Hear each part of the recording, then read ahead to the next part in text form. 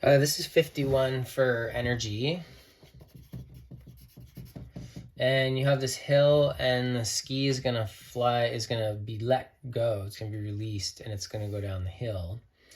And the question is, what is the question here?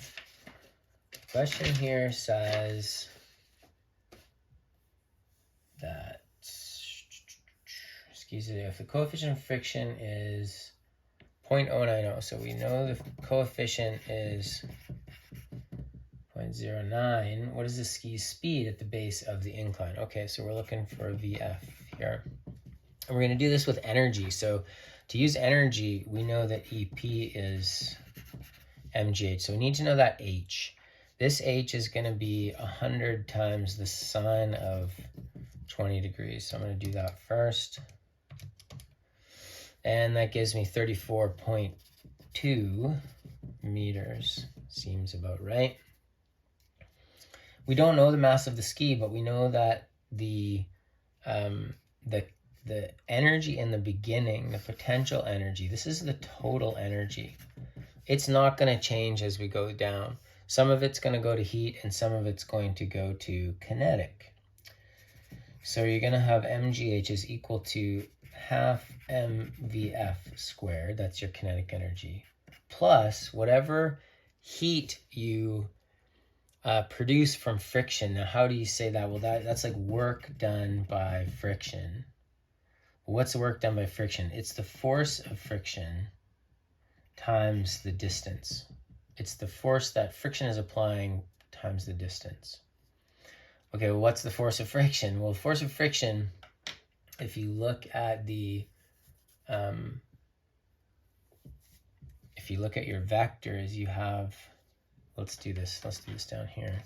So if I have my object, I have mg, I have my normal force, and that's negated by this part, which is mg cos theta. And my downhill gravity force is mg sine theta. So this is really mgh 1/2 mvf squared plus the force of friction, which is going to be, no, so this is Fn, so this is the normal force here. The force of friction is mu Fn. So if you're on flat, it's just mu mg, but if this is at an angle, so it's mu mg cos theta.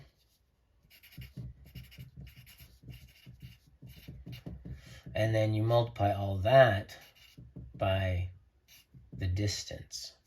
Okay, this is how we're going to get the distance. So of course we can get rid of our masses here. We can cancel those all out nicely. So we're going to have GH, and I'm going to subtract this half VF. Oh, wait a minute, we need to know the VF. We're solving for VF, sorry. I thought we were solving for the distance. We already know the distance. It's 100. Okay, so let's solve for this then. So I'm going to do mg, I'm going to do GH minus all of this, mu g cos theta. I'm going to put the D in here. I don't like that very much. Sorry, everything's shaky here. Cos theta, because that's all of that minus, and then we're going to multiply all of that by 2 to get rid of the half, and that's going to be VF squared. And so if I screw all of that, I'm going to be left with my VF. Okay, so let's try this. So we go, I'm going to do this bracket thing first. So we go 9.81 times the answer from before, the 34.2. So I'm going to do second answer. That equals that, and I'm going to subtract 0.09, was it? Yes.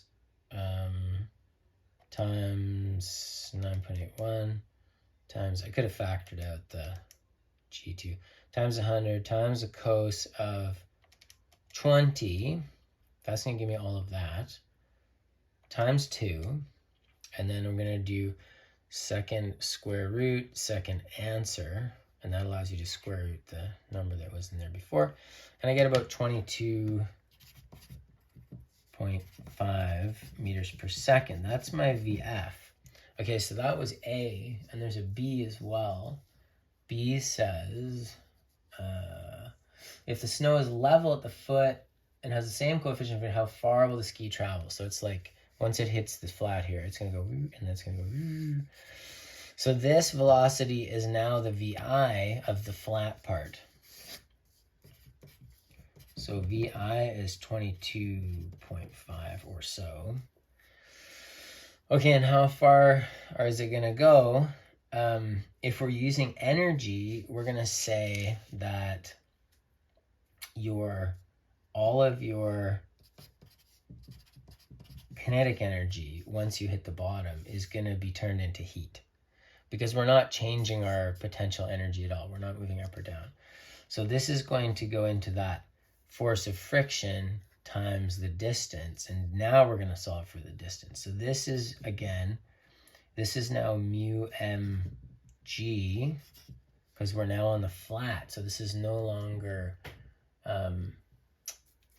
cos theta. We're just on the flat. And we're going to multiply that by the distance, which we're looking for. So again, we get to get rid of our mass.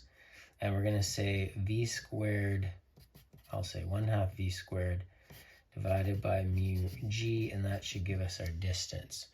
So I'm going to just leave my velocity in there. I'm going to square it, and I'm going to times by 0.5, although I can divide by 2, and then I'm going to divide by 0.09 again, and I divide by 9.81, and I'm going to get 286 sig figs. It should be really probably 290 meters.